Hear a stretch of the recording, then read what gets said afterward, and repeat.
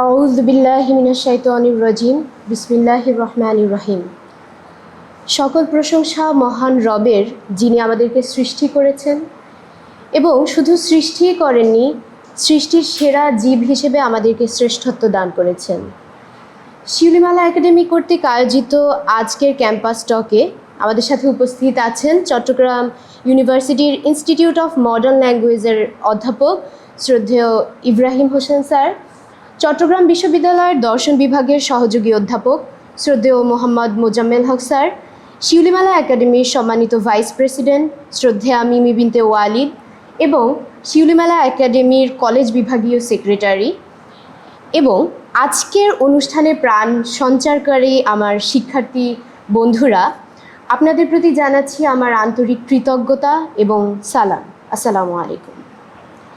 আজকে আমি আরও কৃতজ্ঞতা জানাচ্ছি শিউলিমালা একাডেমির চট্টগ্রাম বিশ্ববিদ্যালয়ের শাখার সকল কমিটি মেম্বারদের, যাদের জন্য আজকের এই আয়োজনটি সম্ভব হয়েছে। আজকের বিষয় নির্ধারিত হয়েছে উপনিবেশ পরবর্তী বাংলাদেশে বুদ্ধিবৃত্তিক পুনর্জাগরণের পূর্বশর্ত, জ্ঞান ও চিন্তার আন্দোলন।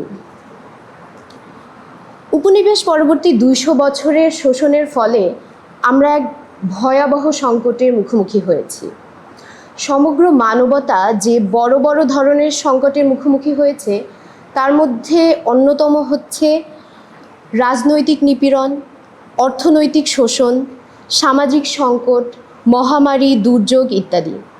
কিন্তু মানবতার প্রেক্ষিতে সবচেয়ে ভয়ঙ্করতম সংকট আসলে কি?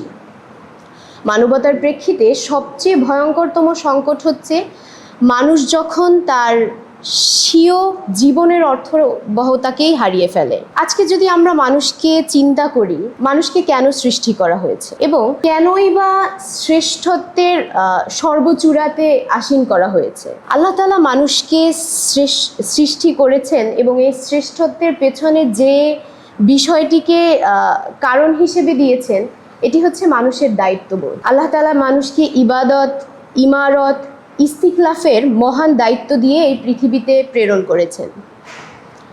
মানুষের দায়িত্ব রয়েছে মানুষের প্রতি, এই প্রকৃতির প্রতি, সমাজের প্রতি, দেশের প্রতি এবং বলতে গেলে গোটা বিশ্বজাহানের প্রতি।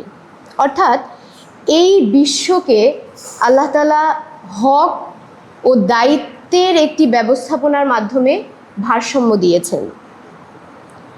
কিন্তু আজকে যদি আমরা আমাদের চারপাশে দেখি, তাহলে অত্যন্ত দুঃখজনকভাবে দেখতে পাই মানুষ তার দায়িত্ব ও আমানত বোধের সংজ্ঞাকে এত বেশি সংকীর্ণ করে ফেলছে, সেই দেশের প্রতি, সমাজের প্রতি, প্রকৃতির প্রতি, এমনকি নিজের পরিবারের প্রতি যে দায়িত্ববোধটা, এই উৎসাহ হারিয়ে ফেলেছে।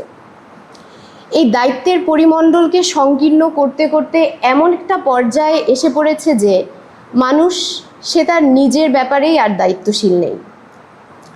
অথচ মহান আল্লাহর দেয়া এই যে আমানত, এটা ব্যক্তিগত পর্যায়ে আর বাস্তবায়ন হচ্ছে না। অর্থাৎ আমরা নিয়ন্ত্রিতভাবে একমুখী, এককেন্দ্রিক একটা চিন্তার দিকে ধাবিত হচ্ছি। এর পিছনে কারণটা মূলত কি? কারণ হিসেবে যদি আমরা দেখি, সবচেয়ে আগে যেটা দেখি একটা শিক্ষা ব্যবস্থা। এমন একটি শিক্ষা ব্যবস্থা যেটা ব্রিটিশ একাডেমিয়ার ছাঁচে গড়া, এমন একটি শিক্ষা ব্যবস্থা যেটা এই সমাজের অজ্ঞতা এবং সমস্যার সমাধান দিতে প্রচণ্ড রকমের ব্যর্থ হয়েছে এবং কতটা এটা মানুষের সৃষ্টি তত্ত্বের প্রশ্নের উত্তর দিতে পেরেছে, এটাও একটা প্রশ্নের বিষয়। এই শিক্ষা ব্যবস্থা মানুষকে একটি অবজেক্ট হিসেবে তুলে ধরছে, অর্থাৎ মানুষকে শুধুমাত্র অর্থ তৈরির একটা মেশিন হিসেবে তার জীবনের সমগ্র সময়টাকে ধাবিত করে নিয়ে যাচ্ছে। বিষয়টা এমন হয়ে দাঁড়িয়েছে যেন জন্তু জানোয়ারদের মতো মৃত্যু পর্যন্ত বেঁচে থাকাই আমাদের একমাত্র কাজ। কিন্তু আসলে কি বিষয়টা তাই? অন্যদিকে আমরা যদি চিন্তা করি আমাদের আলেম সমাজদের কথা, যাদেরকে আমরা নবী মুহাম্মদ সাল্লাল্লাহু আলাইহি সাল্লাম বা আমাদের পয়গম্বরদের উত্তরসূরি মনে করে থাকি, তারা জ্ঞানের এই সংকটকে মোকাবেলার ক্ষেত্রে জ্ঞানের সঠিক সংজ্ঞায়ন, জ্ঞানকে সঠিক কক্ষপথে ফিরিয়ে আনার পরিবর্তে তারাই বরং এই সংকটে আরও বেশি অগ্রসর হয়ে পড়েছেন। তারা জ্ঞানকে দিনী এবং দুনিয়াবি দুইটি বিভাজনে বিভক্ত করেছেন, যেটা আমাদের পূর্ববর্তী আলোচকরা বারবার করে বলে দিয়েছেন। এবং এই যে বিভাজনটা, এটা মানুষকে কোন দিকে নিয়ে গিয়েছে? মূলত একদিকে এটা যেমন জ্ঞানকে সংকীর্ণ করে ফেলেছে, অন্যদিকে জ্ঞানের প্রতি ইসলামের যে উদার দৃষ্টিভঙ্গি এবং যে নির্দেশনা রয়েছে, সেই পর্যন্ত যুব সমাজ এবং প্রজন্মের কাছে এই চিন্তাভাবনা তুলে দিতে তারা প্রচণ্ড রকমের ব্যর্থ হয়েছে। আজ আমরা বিশ্ব মানবতার সামনে নিজস্ব ভাষায় ইসলামের অনুপম আদর্শকে তুলে ধরতে পারছি না, এবং উপরন্তু আমাদের কাছে যে জ্ঞানগুলো সংরক্ষিত রয়েছে, এটা আসলে আমাদের মুসলিম বিশ্বের জাহিলিয়াতকেই দূরীভূত করতে সক্ষম হচ্ছে না। আজ এই ক্রান্তি লগ্নে প্রত্যেকটি যুবকদের দায়িত্ব হচ্ছে যুগ সমস্যাকে উপলব্ধি করা, মানবতাকে পুনর্জাগরিত করার জন্য ইসলামী জ্ঞান দর্শন দ্বারা নিজেদেরকে সুসজ্জিত করা। সম্মানিত বোনেরা এবং ভাইয়েরা, ঠিক এই সংকটকে মোকাবেলার প্রয়োজনীয়তা সামনে রেখেই আমরা আজ আপনাদের সামনে উপস্থিত হয়েছি। শিউলিমালা একাডেমি শখের বশে প্রতিষ্ঠিত কোনো প্রতিষ্ঠান নয়। এটি বাংলাদেশের ভৌগোলিক, আর্থসামাজিক, রাজনৈতিক এবং বৈশ্বিক সংকটময় পরিপ্রেক্ষিতের অনিবার্য দাবি হিসেবে প্রতিষ্ঠিত হয়েছে।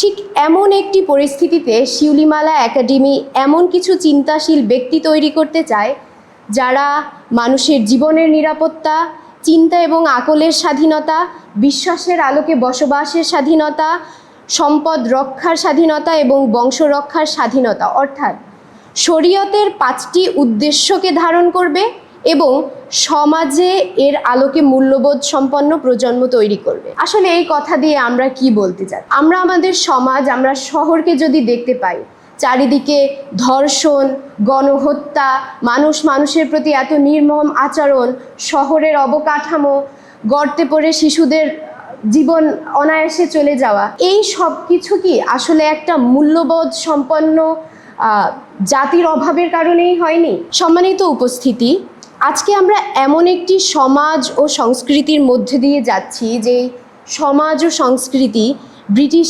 একাডেমিয়া এবং ব্রিটিশ সংস্কৃতিকে দীর্ঘকাল ধরে লালন এবং চর্চা করে নিজেদের মধ্য থেকে সব ধরনের রহমত, ইনসাফ, ইহসান, আখলাককে পুরোপুরি নিঃশেষ করে দিয়েছে। শিউলিমালা একাডেমি দলমত নির্বিশেষে সকল মানুষের জন্য উন্মুক্ত একটা প্ল্যাটফর্ম তৈরি করতে চায়। মানবতার মুক্তির প্রেক্ষিতে ভিন্ন চিন্তার দূরত্বকে মিটিয়ে সভ্যতা বিনির্মাণে এক হয়ে কাজ করতে চায়। সম্মানিত উপস্থিতি, শিউলিমালা একাডেমির একটি বিশেষত্ব হলো এটি নারী অঙ্গনে কাজ করে। নারী শব্দটা শুনলেই আমাদের সবার মাথায় বিভিন্ন ধরনের চিন্তা চলে আসে, তাই না? কিন্তু আদতে যদি আমরা নারীর অবস্থানকে দেখি, এই অবস্থানটা খুবই নাজুক। একদিকে যেমন নারীকে আবদ্ধ করে রাখার প্রবণতা দেখা যাচ্ছে, ঠিক অন্যদিকে নারীর অস্বাভাবিক মাত্রার স্বাধীনতা, যেটা তার ফিতরাতের সাথে যায় না, এই প্রবণতাকেও আমরা দেখতে পাচ্ছি। শিউলিমালা একাডেমি নারীর ফিতরাতের সাথে সামঞ্জস্য রেখে নারীকে অগ্রসর করে এগিয়ে নিয়ে যেতে চায় এবং এই নারীকে নিয়েই ভবিষ্যৎ বাংলাদেশ এবং পরবর্তী প্রজন্ম গড়ে তোলার স্বপ্ন দেখে। মানবতার মুক্তির লক্ষ্যে হাকিকত অন্বেষণকারী ব্যক্তিত্ব ও সংগ্রামী নেতৃত্ব গড়ে তোলার চেষ্টা চালিয়ে আমরা কাজ করে যাচ্ছি। এক্ষেত্রে আমাদের কিছু মূলনীতি রয়েছে। আমাদের প্রথম মূলনীতি হলো জ্ঞান ও সভ্যতার পুনর্জাগরণ। দ্বিতীয় মূলনীতি ইসলামী চিন্তার পুনর্গঠন। তৃতীয় মূলনীতি আখলাকের জাগরণ এবং চতুর্থ মূলনীতি ইতিহাসের মেলবন্ধন।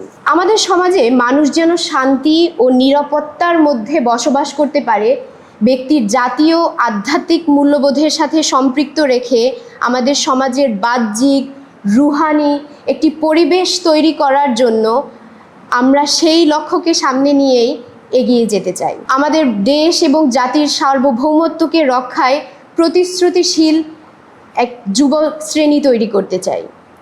শিউলিমালা একাডেমি জাতির বিবেক ও স্পন্দন হয়ে ওঠার জন্য নিজেদের আখলাক ও আধ্যাত্মিকতা সম্পন্ন মানুষ হিসেবে গড়ে তোলার এই লক্ষ্যকে সামনে রেখে এগিয়ে যাচ্ছে। এবং এক্ষেত্রে আমরা বিশেষ কয়েকটি এবং প্রধানত কয়েকটি বিভাগের মাধ্যমে কাজ করে যাচ্ছি। আমাদের শিউলিমালা একাডেমির প্রাণ কেন্দ্র বা প্রধান বিভাগ আমরা যেটাকে বলে থাকি আমাদের একাডেমি বিভাগ।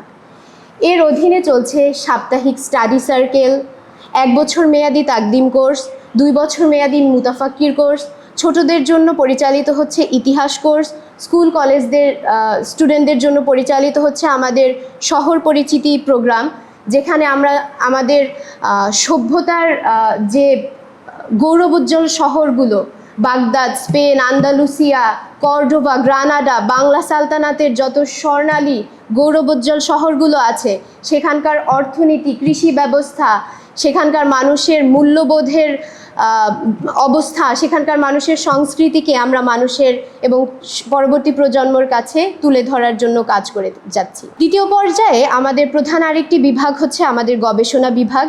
এর অধীনে ইসলামী চিন্তা দর্শন, উসুল ও মেথোডোলজি, রাজনীতি, অর্থনীতি, সংস্কৃতি, বাংলাদেশ, আখলাক ও নন্দনতত্ত্ব সহ উপমহাদেশের ইতিহাস ঐতিহ্য নিয়ে মৌলিক গবেষণা চলে, যার প্রকাশ মাধ্যম হচ্ছে আমাদের শিউলিমালা জার্নাল। এবং এখানে একটি কথা আসলে না বললেই নয়, এই জার্নালটি সম্পূর্ণভাবে নারীদের দ্বারা পরিচালিত এবং ইতিমধ্যে এখানে 250টিরও অধিক মৌলিক লেখা, সংকলন, অনুবাদ সন্নিবেশিত হয়েছে। এরপরে আমাদের রয়েছে প্রকাশনা বিভাগ। বাংলা ভাষায় ভিন্নমাত্রিক ও যুগোপযোগী সাহিত্যকর্ম উপহার দেওয়া, এই লক্ষ্যে মৌলিক গবেষণা তৈরির কাজ করে যাচ্ছে আমাদের প্রকাশনা বিভাগ। এখানে আমরা আমাদের মৌলিক কিছু কাজ, অনুবাদ, সংকলন গ্রন্থাকারে প্রকাশ করার পাশাপাশি বিশেষভাবে নারী ও শিশুদের জন্য পৃথক একটি সাহিত্য ধারা তৈরির চেষ্টা চালিয়ে যাচ্ছি। এবং খুব শীঘ্রই আমাদের কিছু বইয়ের মধ্যে গুরুত্বপূর্ণ একটি বই, বাইতুল মাকদিসে নবীগণের পদচারণা নামক বইটি প্রকাশিত হতে যাচ্ছে ইনশাল্লাহ। এছাড়া আমাদের রয়েছে শিল্পকলা বিভাগ, যেটি কাজ করছে শিল্পকে জাতির রুচিবোধ, মননশীলতা, সৃজনশীলতার প্রতিফলন হিসেবে তুলে ধরতে। এখানে অর্থবহ আর্ট, ফটোগ্রাফির মাধ্যমে সময়ের গুরুত্বপূর্ণ চ্যালেঞ্জ মোকাবেলাই এই বিভাগের কাজের ক্ষেত্র। এখানে খুব সহজ এবং ছোট্ট একটা উদাহরণ যদি আমি টানতে চাই, জুলাইয়ের সময় আমাদেরকে সবচেয়ে বেশি কোন জিনিসগুলো আন্দোলন এবং রক্তকে গরম করার জন্য কাজ করেছে আপনারা বলতে পারবেন? ফটোগ্রাফিগুলো, তাই না? যখন আমরা দেখছিলাম আমাদের ভাই বোনদের বক্ষ চিরে বুলেট চলে গিয়েছে, রক্তক্ষরণ হচ্ছে, ঠিক সেই বিষয়গুলো আমাদেরকেও প্রবুদ্ধ করেছে নিজেদের জীবনকে বিলিয়ে দেওয়ার জন্য। আমরা আমাদের শিল্পকলা বিভাগে আর্ট এবং ফটোগ্রাফিকে এভাবেই জীবন্ত একটি কনসেপ্ট হিসেবে মানুষের সামনে নিয়ে আসতে চাই। এছাড়া আমাদের রয়েছে সমাজ কল্যাণ বিভাগ, যেটি কাজ করছে নারীদের সামাজিক দায়িত্ববোধ, স্বাস্থ্য সচেতনতা, সুবিধাবঞ্চিত শিশু কিশোরদের সহযোগিতা এবং পরিচ্ছন্ন বাংলাদেশ গড়ার লক্ষ্যে পরিবেশ আন্দোলনের তাত্ত্বিক এবং মাঠ পর্যায়ের কার্যক্রম নিয়ে। আমরা আমাদের সাধ্যের মধ্যেই সৃষ্টির সেবায় স্রষ্টার সন্তুষ্টি খুঁজে বেড়াতে চাই।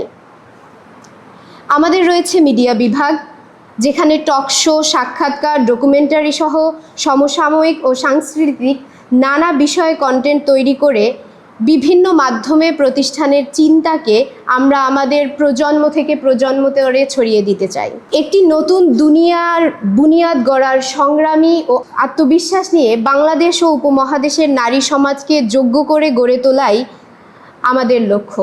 এবং এই লক্ষ্যকে সামনে নিয়ে এক ঝাঁক নিবেদিত প্রাণ শিউলিরা পথ চলা শুরু করেছিল। ধারাবাহিক কোর্স, ক্লাস, মৌলিক গবেষণা, প্রকাশনা, শিল্প সাহিত্য চর্চা, সমাজসেবা, এই সব কিছুর মধ্য দিয়ে প্রতিষ্ঠানটি মানবতার মুক্তির স্বপ্ন নিয়ে এগিয়ে চলেছে। ইনশাল্লাহ হয়তো আমরা এই সফলতা দেখে যেতে পারবো না, তবে আমার বিশ্বাস আমরা এমন একটি বীজ বপন করে যেতে পারবো যার ফসল হবে একটি বসবাসযোগ্য দুনিয়া। সবশেষে আবারও ধন্যবাদ জানাচ্ছি আপনারা যারা এখানে এসেছেন, সময় দিয়েছেন এবং ধৈর্য নিয়ে আমাদের কথাগুলো শুনেছেন এবং আজকের আয়োজনকে সফল করেছেন। সবশেষে আমি আপনাদের সবাইকে জানাতে চাই জ্ঞান ও চিন্তার পুনর্জাগরণী সালাম। আসসালামু আলাইকুম ওয়া রাহমাতুল্লাহি ওয়া বারাকাতুহু।